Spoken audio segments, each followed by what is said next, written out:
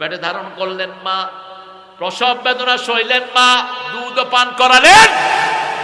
এই জন্য 3 বার মায়ের খেদমত বেশি করার কথা বললেন রাহমাতাল লিল আলামিন। সেই মাকে আমরা ভুলে যাই। যুবক ছেলে, প্রিয় যুবকেরা, you are hanging around your friends, তুমি তোমার বন্ধুদের সাথে কথা বলছো, suddenly you have the phone call from your mummy. তোমার মা তোমাকে ফোন করেছে, এই মা তুমি আর যে সময় পাইলে না, রাখো ফোন। এরকম বেয়াদব আছে না নাই? আছে না নাই? বাবা বলেছে, বাবা হোয়ার আর ইউ, বাবা তুমি কোথায়? তুমি তো প্রাইভেট করা, এই বাবা রাখো তো, বন্ধুদের সাথে একটু সময় পাস করছি। রাসূল বলছেন কিয়ামতের আগে সন্তান পিতামাতার গুরুত্ব ভুলে গিয়ে বন্ধুদেরকে গুরুত্ব দিবে বেশি। তোমার বন্ধু তোমার সুখের দিনে, কিন্তু তোমার সব সময় যিনি কল্যাণ চান তিনি তোমার বাবা। ঠিক না ঠিক? বড় সুন্দর লিখেছেন কবি, মধুর আমার মায়ের হাসি চাঁদের মুখে ঝরে, মাকে মনে পড়ে আমার, মাকে মনে পড়ে। ও গো মা, বলবো না?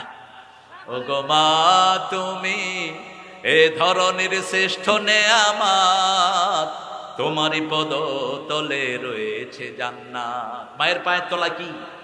কি? জান্নাত। আপনার পায়ের তলায় কি? জুতা। জুতা কি? জুতা। আর মায়ের পায়ের তলায় কি? তো কিভাবে বেয়াদবি করেন? কিভাবে বেয়াদবি করেন? একজন সাহাবী ইয়েমেন থেকে মাকে ঘাড়ে করে এনে হজ করিয়েছেন। অল রিচুয়ালস অফ হজ, হজের সব কার্যক্রম শেষ করেছেন। তারপরে রাসূলকে গিয়ে জিজ্ঞেস করেছেন, ইয়া রাসূলুল্লাহ সাল্লাল্লাহু, আমি কি মায়ের কোনো হক আদায় করতে পেরেছি?